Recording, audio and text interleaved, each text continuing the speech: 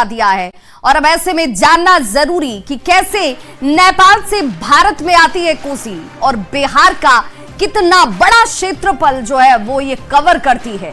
Bhimnagar barrage से कोसी भारत में पहुंचती है और फिर सुपौल, मधेपुरा, पूर्णिया, खगड़िया, कटिहार होते हुए ये कोसी जो है वो कुर्सेला के पास गंगा में जाकर मिल जाती है। तो देखिए कोसी का उद्भव और उसके बाद वहां से भीमनगर बराज, सुपौल, मधेपुरा, पूर्णिया, खगड़िया, कटिहार, कुर्सेला और फिर जाकर गंगा में ये मिल जाती है, समा जाती है। लेकिन जब यही अपने विकराल रूप में हो तो अब अंदाजा लगाइए कि इन तमाम नदियों के किनारे रहने और बसने वाले लोग जो हैं उनकी स्थिति क्या होती है। कोसी हिमालय नेपाल नगर से वहां से निकलकर सुपौल, पूर्णिया, खगड़िया होते हुए निकलती है। और जैसे ही इन क्षेत्रों की अगर बात करें तो गंडक बराज के पास कौन कौन से क्षेत्र पड़ते हैं, तो गंडक से जिसका सीधा तौर पर प्रभाव दिखता है वो बेतिया पे दिखता है, बगहा पे दिखता है, मोतिहारी, गोपालगंज और फिर देखिए गंगा की जब हम बात करते हैं तो सोनपुर, सिवान, छपरा, ये वो इलाके हैं जहां पर गंडक और गंगा इन दोनों का बड़ा प्रभाव दिख रहा है। और यही वजह है कि इस वक्त कोसी से जितना ज्यादा पानी का डिस्चार्ज हो रहा था उतना ज्यादा परेशानी इन इलाकों में रहने वाले लोगों के सामने आ रही थी। हालांकि अब थोड़ी सी राहत की खबर है कि पानी का डिस्चार्ज फ्लो जो है वो कम हुआ है और ऐसे में माना जाना चाहिए कि स्थिति जल्दी ही सामान्य होती हुई नजर आएगी। गंडक भी नेपाल के रास्ते ही बिहार में प्रवेश करती है।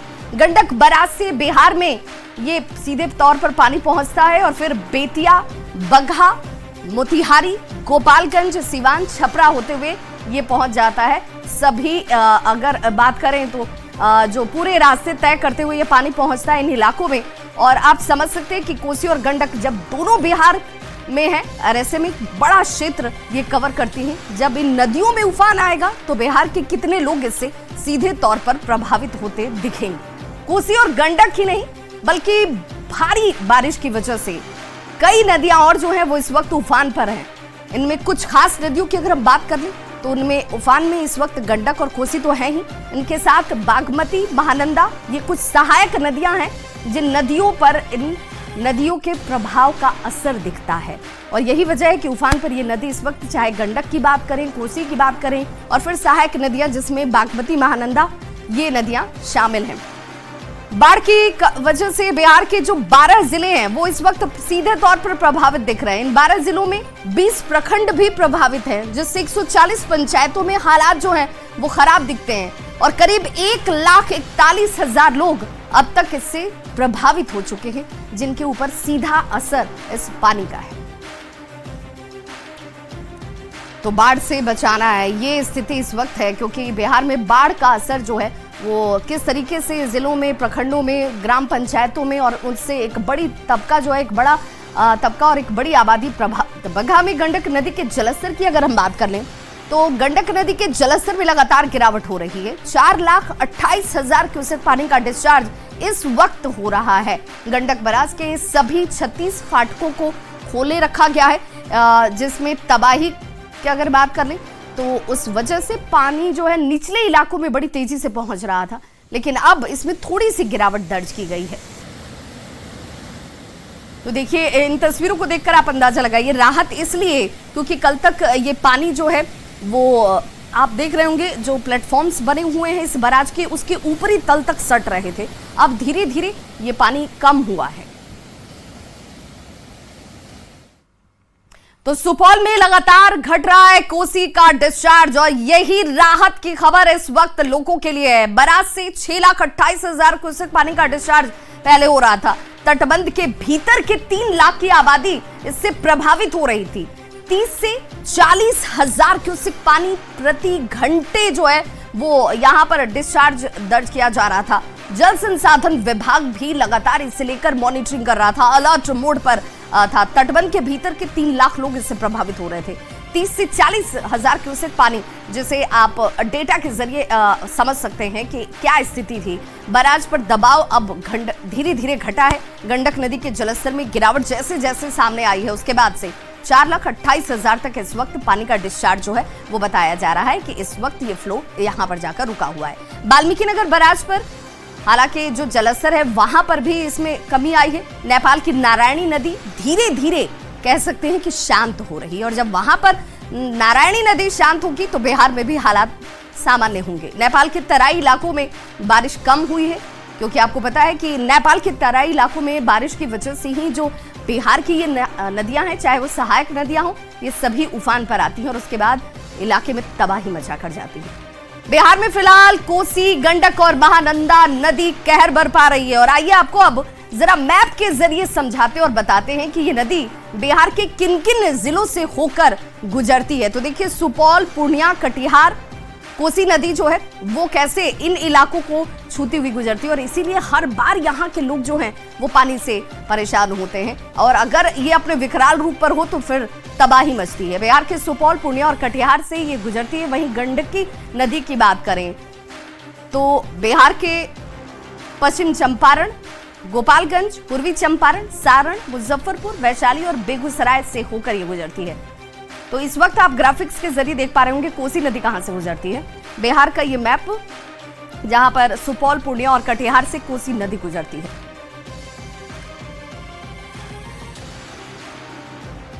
तो सुपौल में कोसी से आए सैलाब ने पूर्वी कोसी तटबंध की बात करें तो उसके 56 मीटर स्पर को अपने आगोश में ले लिया है। अगर समय रहते यहां युद्ध स्तर पर काम नहीं हुआ होता तो एक बड़ी कठिनाई, एक बड़ी समस्या लोगों के सामने जरूर आ सकती थी। स्थिति कितनी विकराल है, ग्राउंड जीरो से बता रहे हैं न्यूज़ 18 संवाददाता अमित झा। स्तर बढ़ने के बाद स्थिति धीरे धीरे विकराल होती जा रही है। अभी हम मौजूद हैं सुरती पट्टी के पास, एक स्पर है जो पूरी तरीके से कट चुका है। आप देख सकते हैं कि स्थिति कितनी विकराल है। यहाँ पर जो स्पर पर जो कुछ घर बने थे वो पूरी तरह डूब चुके हैं और स्पर पूरी तरीके से कट चुका है। उस पार जो रहने वाले लोग हैं उनका सीधा संपर्क जो पूर्वी कोसी तटबंध से था वो पूरी तरह कट चुका है। धीरे धीरे स्थिति तटबंध के भीतर के इलाकों में भी विकराल होती जा रही है और इस स्पर के कटने से पूर्वी कोसी तटबंध पर ये सीधा पानी का प्रेशर पड़ रहा है, जिस पर काम करना काफी जरूरी हो रहा है। अभी आप देख सकते हैं क्या स्थिति है, लोग किस तरीके से उस पार फंसे हुए हैं और जो सुरक्षा बांध जो कटा है इसका सीधा असर तटबंध के ऊपर पड़ रहा है, जिसको लेकर जरूरत है कि प्रशासन के लोग जितनी जल्द हो सके। आप बताइए क्या स्थिति है यहाँ की? जी, यहाँ की स्थिति तो बहुत गड़बड़ है। कब कटा है ये स्पर? ये रात में करीब 2-2:30 बजे पानी इतना आया है। जो पानी हम लोग, आज मेरा उम्र भी 40 साल हो गया है, ऐसा पानी नहीं देखे थे और कल से भी प्रशासन पर अनाउंस कर रही थी कि आप लोग घर छोड़ के आ जाएं। कुछ लोग आके भी यहाँ रुके हुए हैं और कुछ लोग फंस गए हैं और यहाँ का मुखिया और सरपंच समिति क्या करेगा? ये स्पर कट गया, उस पार कितनी आबादी है जो प्रभावित हो रही है? बहुत ही, जो 200-400 घर है, 200-400 घर फंसे हुए उस तरफ, धार के उस तरफ जो है 200-400 घर है। ये इलाके के तो बहुत बुरा हाल है। घर भी कट गया, घर भी कटने वाला, ये देखिए घर भी कट रहा है, ये भी जा रहा है। देखिए किस तरीके से कोसी धीरे धीरे इस घर को अपने आगों से समा रहा है। देख सकते लाइव देखिए किस तरीके से ये पूरा धीरे धीरे ये कोसी में समा जाएगा और कुछ समय के बाद ये पता भी नहीं चलेगा कि इस इलाके में कोई एक घर भी हुआ करता था। चूंकि कोसी इतनी विकराल रूप में है, आज तक 56 सालों के बाद कोसी में पहली बार इतना बड़ा जल का सैलाब आया है। 6,61,000 पर क्यूसेक कोसी बराज से डिस्चार्ज हुआ है। लेकिन एक राहत की बात यह है कि धीरे धीरे कोसी का डिस्चार्ज घटता जा रहा है। बराज क्षेत्र में भी फॉलिंग रिकॉर्ड किया गया है और बराज पर भी फॉलिंग रिकॉर्ड किया गया है। आप देख सकते हैं कितनी स्थिति विकराल है और कुछ कम मजदूर ही इस स्पर को बचाने में लगे हैं, लेकिन यह स्पर पूरी तरीके से बह चुका है, जिसे बचाना अब काफी मुश्किल आन पड़ता है। अब देखिए किस तरीके से धीरे धीरे इस घर को कोसी अपने आगोश में समा लेगा और वो आसपास के सारे घर डूब चुके। कभी यहाँ आसियाना लोगों का था और आज वो पूरा वीरान हो चुका है। ये महज एक रात की बात है, 24 घंटे की बात है, बहुत दिनों की बात भी नहीं है। महज एक रात में कोसी ने इतनी बड़ी तबाही मचा दी है कि इलाके के लोग काफी परेशान हैं और राहत के इंतजार में घूम रहे हैं। लेकिन प्रशासन के द्वारा उन लोगों के बीच अभी सूखा राशन का वितरण किया गया है, कई सारे कैंप भी खोल दिए गए हैं। लेकिन जरूरत है कि एनडीआरएफ की टीम को लाकर तटबंध के भीतर फंसे लोगों को बाहर निकाला जाए। Amit Jha, news 18 network, Supaul.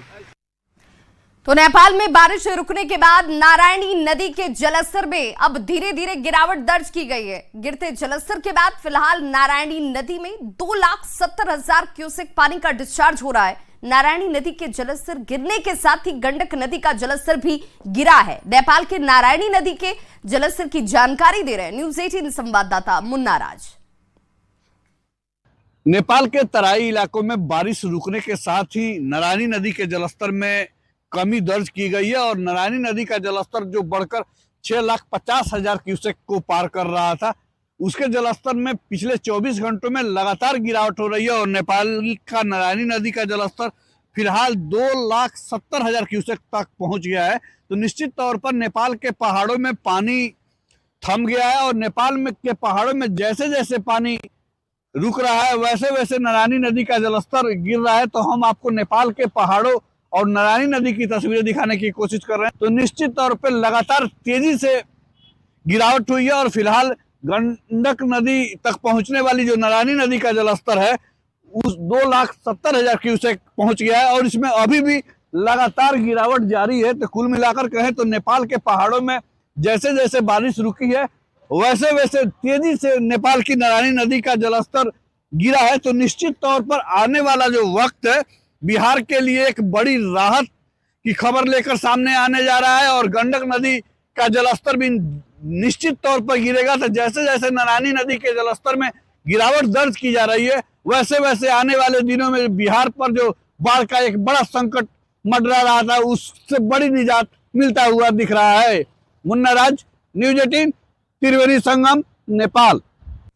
तो रोहिणी आचार्य आज सारण जिले के बाढ़ग्रस्त इलाके का दौरा करने के लिए निकली और न्यूज 18 से एक्सक्लूसिव बातचीत में रोहिणी आचार्य ने बिहार सरकार पर जमकर निशाना साधा। रोहिणी आचार्य ने कहा कि बिहार के अत्यधिक जिले जो है वो बाढ़ की चपेट में है और सरकार इसे लेकर गंभीर दिखती नहीं है। हमारी पार्टी के लोग बाढ़ पीड़ितों को मदद पहुंचा रहे हैं। वहीं इस दौरान रोहिणी ने बिहार में बढ़ते अपराध को लेकर भी बिहार सरकार पर निशाना साधा।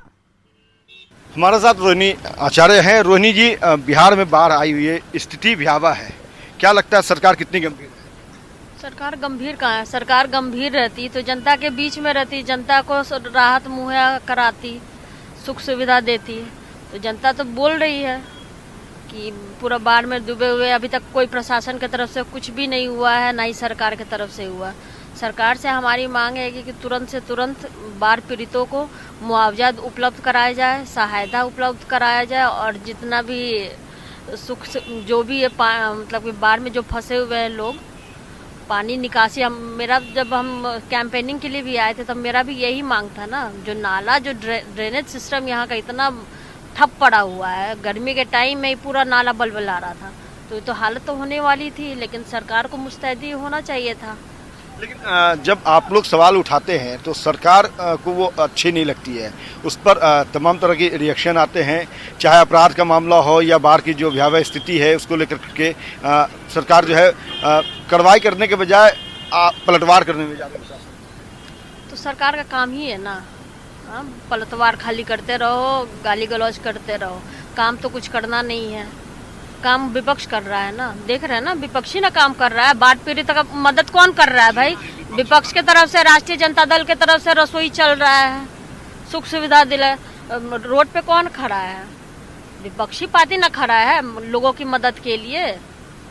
आज आप अपने क्षेत्र में आई हैं लंबे समय के बाद। आप जब सिंगापुर में थी तो कई तरह के सवाल उठा रहे थे। लंबे समय के बाद कहाँ से आए हैं? विपक्ष के लोग हर दिन हम अपना उठाते हैं ना, आवाज उठाते हैं, कहीं पे भी रहे। जो यहाँ से जीत के गए हैं कितना बार आए और कितना बार यहाँ के आवाज उठाए, वो तो यही रहते हैं ना, कहाँ रहते हैं वो?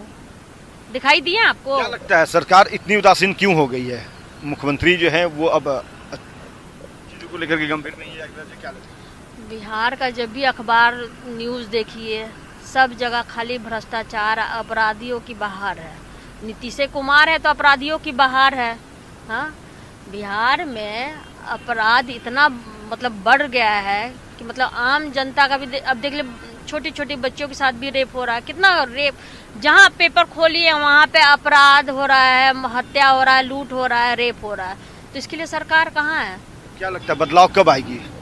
बदलाव आएगा, कौन लाएंगे? 2025 में बदलाव आएगा। हाँ, युवा की सरकार बनेगी, रोजगार मिलेगा। हाँ, अपराधियों को बाहर निकाल कर भगाया जाएगा।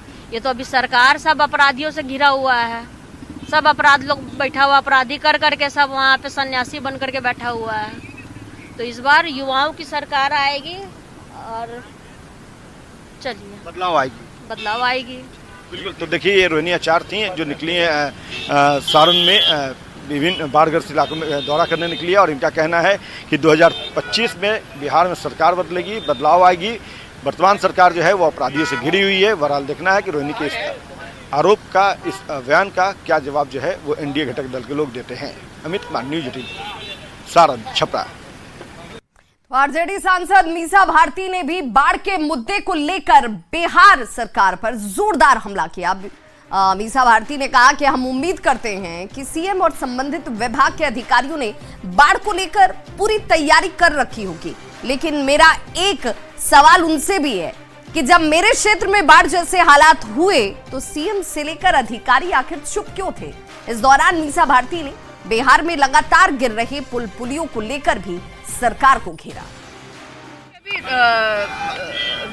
टेलीविजन के माध्यम से भी हम लोगों ने देखा कि जो कोसी का बैराज है उसके सारे गेट खोल दिए गए हैं और पानी का स्तर काफी ऊपर है और हम उम्मीद करते हैं कि बिहार के मुख्यमंत्री और बिहार के जितने भी मंत्री और जो संबंधित पदाधिकारी हैं इसका मतलब पूरी तरह से तैयार बैठे होंगे कि अगर कोई इस तरह की बाढ़ की स्थिति उत्पन्न होती है तो वो लोग।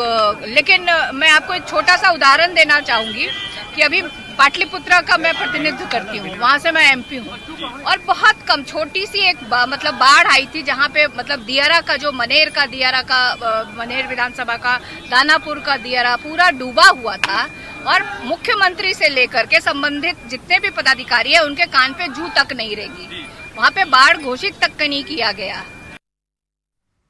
तो देखिए, बिहार में बाढ़ की स्थिति को देखते हुए केंद्रीय गृह राज्य मंत्री नित्यानंद राय ने समीक्षा बैठक की है। नित्यानंद राय ने एनडीआरएफ के अधिकारियों के साथ ये समीक्षा बैठक की और बिहार स्टेट गेस्ट हाउस में ये जो बैठक और समीक्षा हुई उसमें राहत कार्य की तैयारी को लेकर नित्यानंद राय ने जानकारी ली।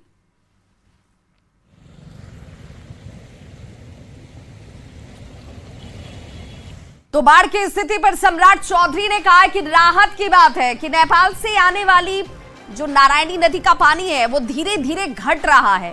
सरकार मुस्तैदी के साथ सारे तटबंधों पर निगरानी कर रही है, उस पर उनकी नजर है, लगातार मॉनिटरिंग की जा रही है। मुख्यमंत्री के निर्देश पर समीक्षा हो रही है। रात भर लोग पेट्रोलिंग करते हुए आपको दिख जाएंगे। बांध पर खतरा ना हो ये पूरी व्यवस्था सरकार कर रही है। जो आज की सवेरे की सूचना है, थोड़ा राहत है कि नेपाल से आने वाला पानी घट रहा है, ये हमारे लिए। लेकिन पूरी तरह सरकार मुस्तैदी के साथ सारे तटबंध को देख रही है। लगातार मुख्यमंत्री जी के निर्देश पर समीक्षा भी हो रही है और रात भर लोग पेट्रोलिंग कर रहे हैं, सभी बांध पर पेट्रोलिंग कर रहे हैं। और आम लोगों से भी हम लोगों ने आग्रह किया है माइकिंग के माध्यम से, क्या बांध के अंदर चले आए, बांध पर खतरा ना हो, इसकी पूरी समुचित व्यवस्था सरकार के लेवल पर की जा रही है।